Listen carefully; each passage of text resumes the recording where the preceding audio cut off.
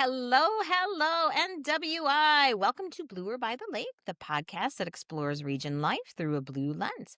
I'm your host, Tracy Martin, and joining us today is Barbara Domer.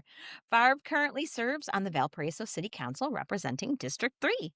Barb, thank you so much for joining us. Thank you for inviting me. Barb, before we dive into all the ways you're proving in Valparaiso how Dems do things better, I need to know more about your neighborhood. So, because I saw the name and I'm like, I bet you I know that neighborhood. It sounds a lot like mine here in Munster.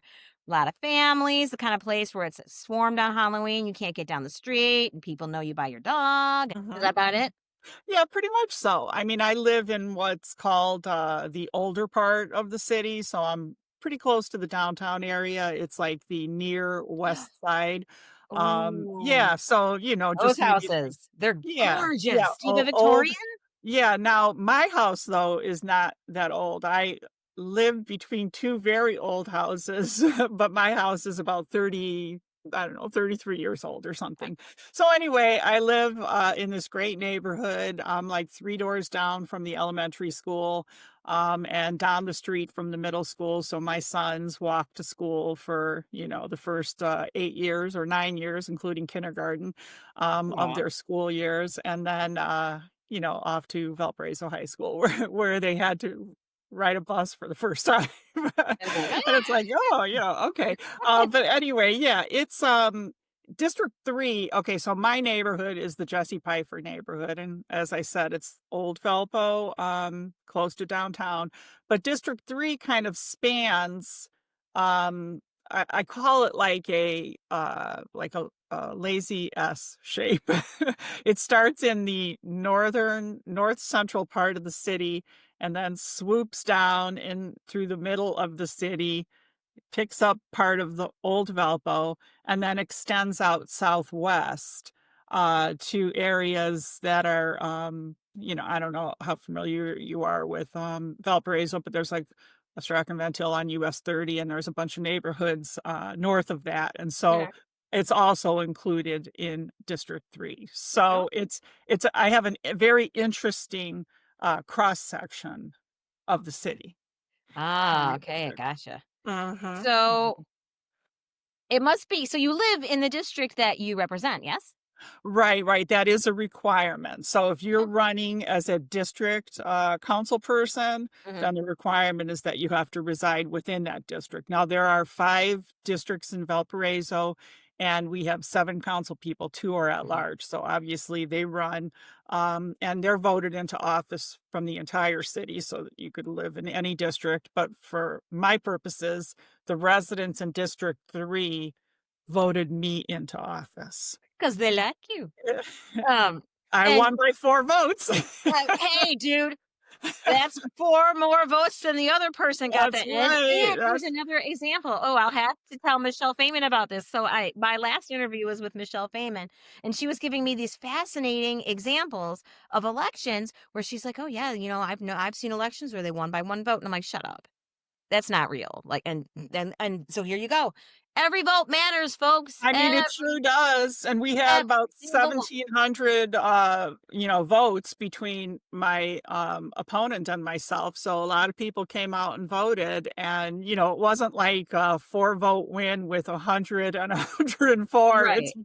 8 800 and some, votes, so You it go, was really. campaigner.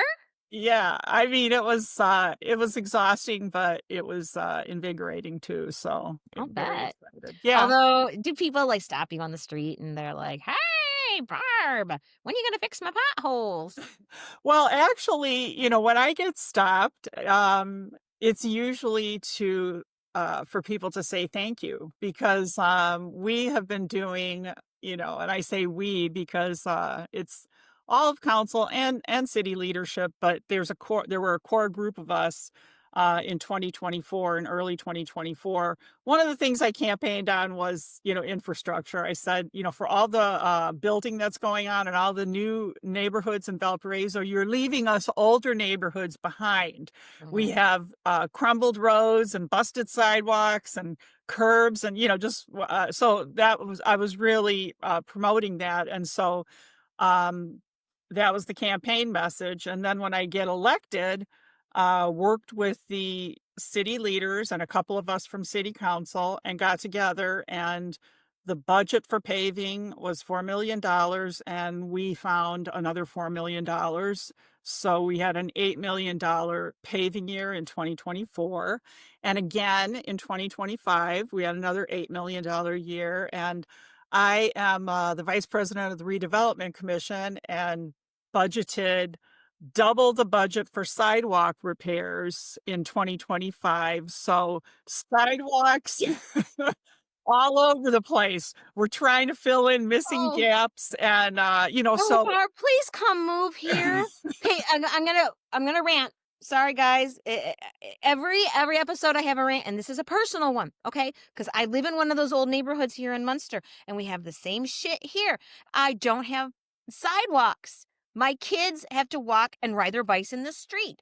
Right now, they are finally redoing a road out here. They've been working on it for 6 months. It's Yeah, when you live on the old side of town, it's amazing how little they care about infrastructure there. we've done a lot of good things. I'm really just so excited to be serving the city. I truly, believe that, my role is that of a public servant, and I'm excited to be working with the group of people that I'm working with. We've got 4 women out of 7 on the council, and all 4 of us are Dems, and we've got our Robert Cotton is our male Democrat representative, and then our mayor, Mayor Costas is Republican, and so, it's interesting because it's like, this really is about balanced representation right now because 'cause we've got a Republican executive and we have a majority Democratic Hmm. legislative branch of the city, and it's interesting because, for 20 years, it was all one way, Republican mayor and Republican majority city council, and we made the change, and it's been great. Yeah, like, people are Uh-huh. lots of folks are really excited about it, so Because this is it. Okay, first off, guys, this this is a civil servant. So if you have any MAGA friends that need to see that, no, she's not the devil. She is a normal working human being that just wants to have good roads and nice sidewalks and reasonable representation. And also, this is why you elect Democrats. Vote. So vote. Please just go yes. vote. Register people to vote, but we'll talk about all that another time. Because I did not ask you on here to talk sidewalks and neighborhood gossip. Um, really, there's no better kind of gossip than neighborhood gossip, though. But there's something else that everyone's talking about, and it's redistricting. And rumor has it that you, my dear Barb, are leading an initiative to do just that in Valparaiso. And after talking to you, I'm kind of disappointed. I want more blue local government as much as the next Dem, but shouldn't a principled leader stand up against gerrymandering? Well, so let's just take a step back and say that, like, redistricting is a process, okay? So it's the process of drawing the district boundaries. And in the case of Valparaiso, that means city council district boundaries. So we've got like 35,000 people in our city, and because we're a class 3 city, which is based on population, we have 5 district city council representatives, and so we just have to split the city into relatively 5 equal parts for representation. Now, gerrymandering is a form of redistricting, so those 2 terms are not like linked together unless the person who's doing the redistricting wants to do it through gerrymandering. So are you so, you could draw a district through gerrymandering by saying that I'm going to take this city and my objective is going to be to make the lines look however, not, it doesn't have to be equal. It has to be contiguous, which is connected, but it doesn't have to be like equal looking, like, you could slice through neighborhoods, all with the objective of political gain, okay? So that would be gerrymandering, is where you're drawing your districts for political gain as opposed to drawing them for other reasons, which would be, like, for example, at a municipal redistricting level, you would say, like, I do want to have political competition. I don't wanna have political dominance, by gerrymandering. So it's like I would like to have that be one of the factors when I figure out how to divide my 35,000 city into 5 equal districts. We don't want lopsided, like, "Oh, District 1 is always, all filled with Democrats, or District 4 is all Republicans." We wanna try to make it politically competitive. So that is a really important, like, distinction of, like, gerrymandering and redistricting are not interconnected. It's only if you choose to do it that way. So you're saying that redistricting isn't always naked political opportunism designed to prevent voters from expressing their political will fairly? You're Exactly. giving me the vapors. I can't believe it. All Yeah. right. So, I mean, obviously, folks, I'm being silly here. Barb had me when we talked earlier, and then we started talking about Barb coming on the show at citizen led redistricting. But because we're, here and having fun, let's play a fun game. I'm going to be skeptical Sue. Okay.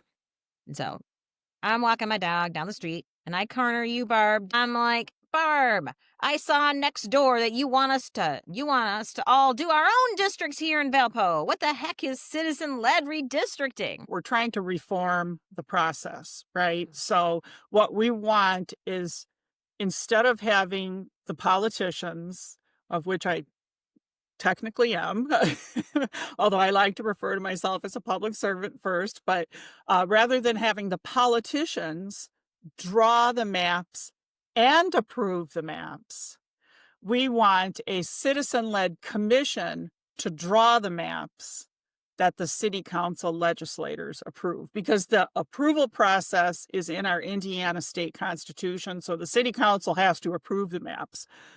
Nowhere does it say they are the ones that draw them. Okay, so the point is that the people can do this job. We can do this job ourselves.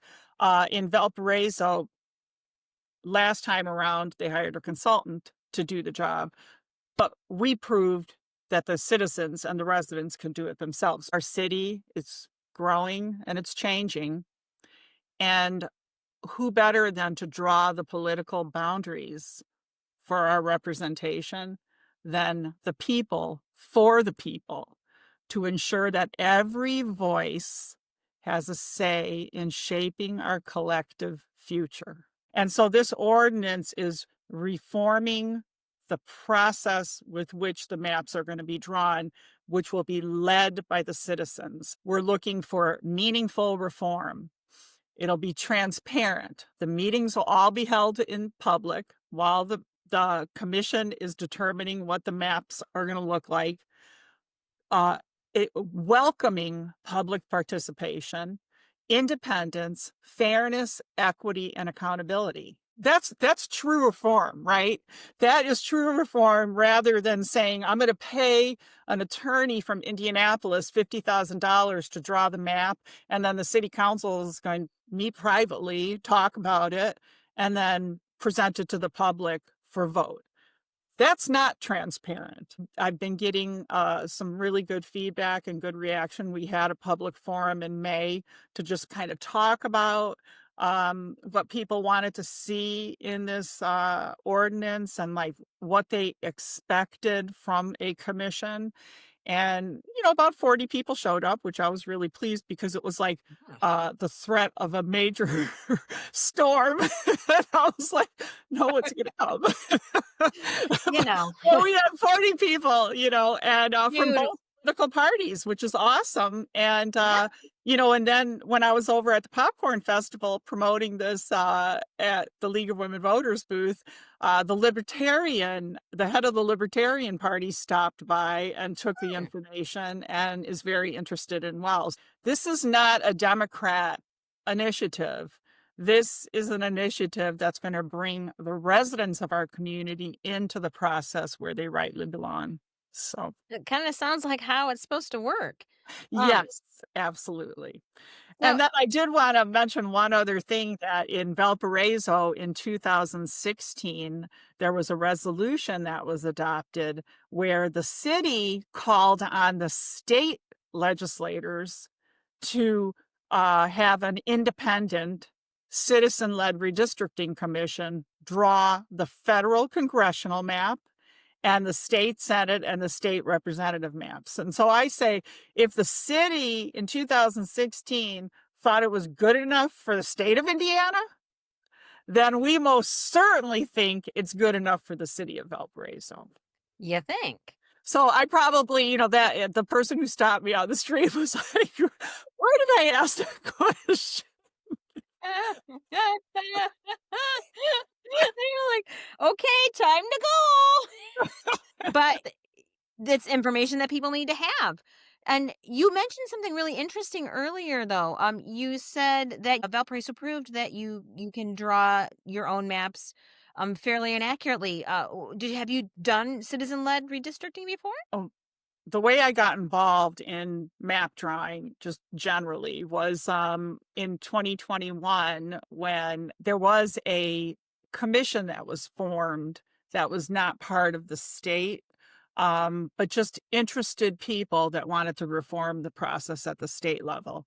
And so I'm a member of the League of Women Voters of Porter County, a long-term member. This organization reached out to our group and it was talking about this, and a couple of us were very interested in it. And so I drew a federal congressional map, and then I Oh. drew a state senate map and a state legislative map. So it was like 100 at the state level. And I was like, I entered a contest and I didn't win the contest, but I definitely learned a whole bunch about redistricting. So then fast forward to, you Okay, know, wait, stop for a second. There's a lot of awesome stuff right here. So, because I'm picturing you like with a bunch of really great colored pencils and like that really fancy paper that designers use to create blueprints, and there's a contest for redistricting. yes, but there is software. And, Oh, okay. and I did, I have to thank Robert Cotton, for that because he found a he found a company, Tufts University or something. I can't even remember, but it was some educational. And they were like, "Yeah, sure, use this software." And so he got us access, whoever was interested in trying it. There were a couple of us, but I went to city council. It was like, this needs to be a transparent process. It lacks transparency for the city maps. And so the city, in response, had a contest for the municipal maps. And I was like, if I could draw the state of Indiana maps, I could draw the city of Valparaiso maps like nothing.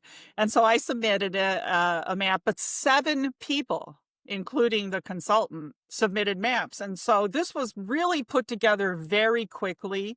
I And just think this is awesome. that much interest. It was amazing, Yeah. that 7 people were like, "I'll do it, I'll do it."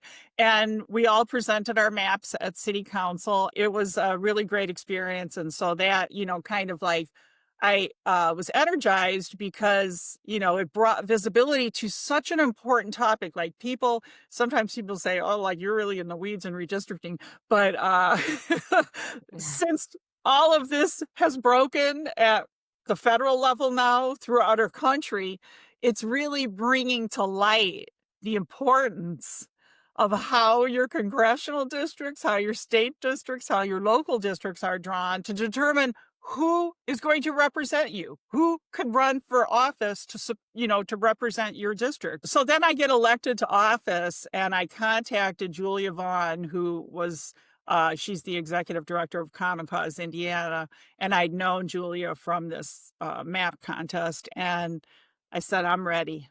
I want to get this done in Valpo, even though we're not going to do it until 2030, because that's the next time that the census is Okay. going to be, so these maps in Valpo are in place until 2030, and then this Uh, new process will be effective at that time.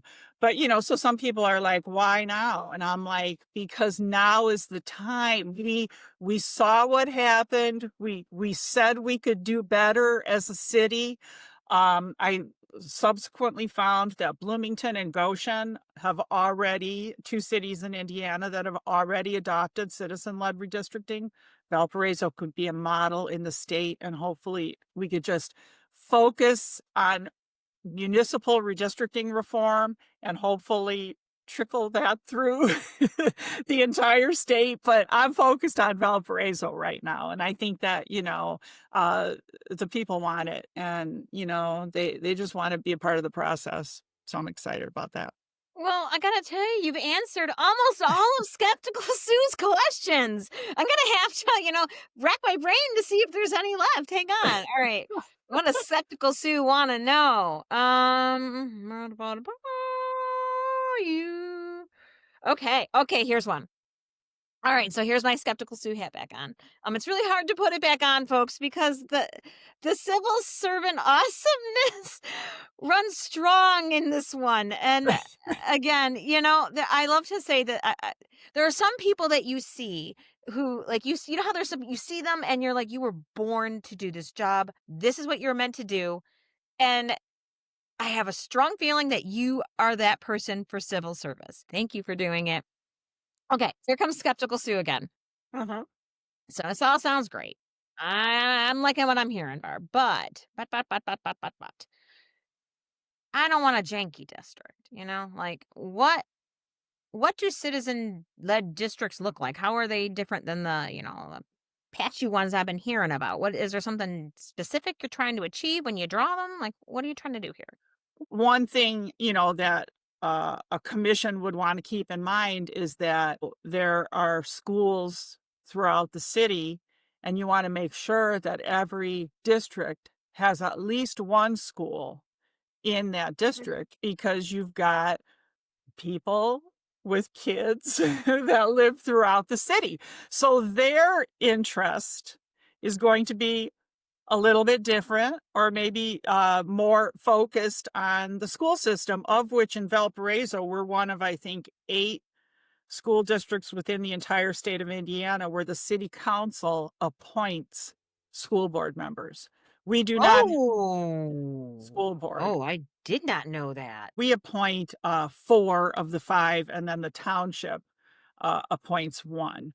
And so that makes the city council representatives, if you've got school-age children, then Yeah. that's gonna be a factor for you, Mhm. a motivating factor to make sure, like, that you understand what their motivation is for who they want on the school board. We only have 1 high school in the city, so, and 2 middle schools, so you can't put one of those in every district, but at least at the elementary level, make sure that there's balance in the educational piece. And then another area is our park system, because we've got like 12 city parks, and I love our parks. We're doing a lot of really great things. We're making them, 10 of the 12 of them will be ADA compliant by the time this initiative is done. And I have to thank Mayor Costas, because although this was something I did campaign on, that I was like, we need more accessibility. He put the money there. It was $10 million into what's called the Replay Initiative, and it's happening right now. So very, very exciting. So anyway, those people who are interested in the city park system and what it has to offer residents, we want to make sure that that's something that's also representative. Like every district should have at least one city park in it. And hopefully, if it's not ADA compliant, it will be in the near future. And then, another thing I touched on earlier is political competition, right? So it's like, we want to be able to say, we don't want people to say, like, oh, District 1 is a Democrat district. Even though, as a Democrat, I'm like, oh, okay, well, you know, I like to hear that. District 3, people have always said that's kind of one way or the other. And I won by 4 votes. So, that's the interesting, like, District 3 could be like a microcosm of the way that the districts need to be drawn from a political perspective, because you want political competition. That's what we want. We want 2 people that are going door to door and saying what they wanna do, what they wanna get done, listening to the people, and trying to get elected, and so it's important, I mean, I'm thrilled right now that we're in the majority with 5 Democrats on city council, 4 of which are women. Um, but there are Democrats, Republicans, independents, libertarians, all kinds of folks in the city. And, that when you think about what's happening right now, throughout the country and even throughout our state, if they're gonna go through with calling a special session, you will be silencing the votes of 40% or more of this state if you go through with that redistricting. Because if you're gonna draw them so that there's 9 Republican congressional districts, where who's gonna listen to me? Who's gonna hear what I have to say? And so, it's important to, try to make a political competitiveness. And then the other thing is that we want to comply with what is left of the Voting Rights Act. We don't want to draw districts that will dilute the voting power of minorities. Now, we don't have a large percentage of minorities in our community, but it's very important that that criteria is looked at closely to say that you're not cracking a community to split the race. So if you have one neighborhood that has a larger percentage of, African American people, then you don't want to split that neighborhood into 2, because that's diluting the vote and the voice of those people, which would be a violation of the Voting Rights Act. So, that's Right. something that when you look at the maps again, I keep on going back to the state level, with the federal maps, and I saw that they're splitting Indianapolis into 3 sections, and they're splitting Porter County into 2, and I'm like, "No." Dude, I don't know. Somebody better be really reviewing that to make sure that there's no violations of the Voting Rights Act. So look at you caring about the Voting Rights Act. How quaint. You're a oh my god. yeah.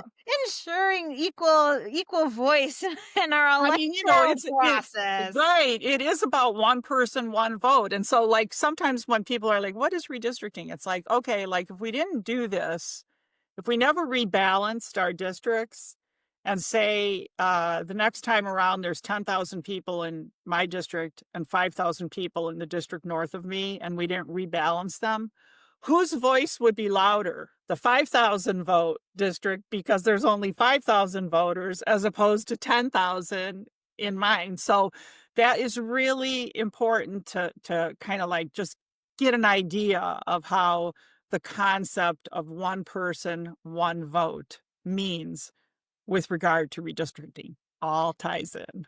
And So when you live in a neighborhood for more than 10 years, you see population changes. You see neighborhoods turning over. People, their children raise, they move out, and the cycle begins again. Population shifts and moves. So no city is a static entity. Redistricting is absolutely. important. When I first moved into my neighborhood and I had my little 1-year-old boy, and I would take him out in the stroller, and then all of these people that are probably my age now would come out of their houses and be like, "Oh, a baby Yeah.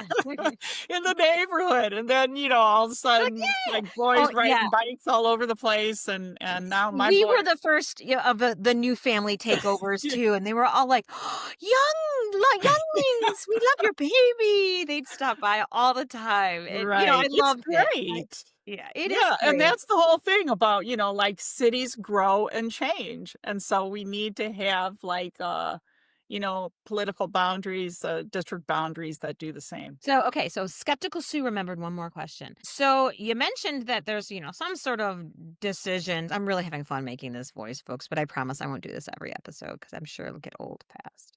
Okay, there's like, can any old fool serve on this redistricting commission? Can I do it? Who are you gonna pick? Well, the proposed ordinance has a, extensive list of qualifications, that you have to meet in order to be considered to be a member of the commission, and what we've done is said that the city council, the 5 city council district members will, will seek people that meet those qualifications to be considered for, a seat on the commission. And then the at-large, city council members who are sitting at that time will be non-voting members, and the mayor would be a non-voting member. So, you can't be hold political office, you cannot be, the head or on the board of any political, committee. You have to have voted in the last 3 municipal elections.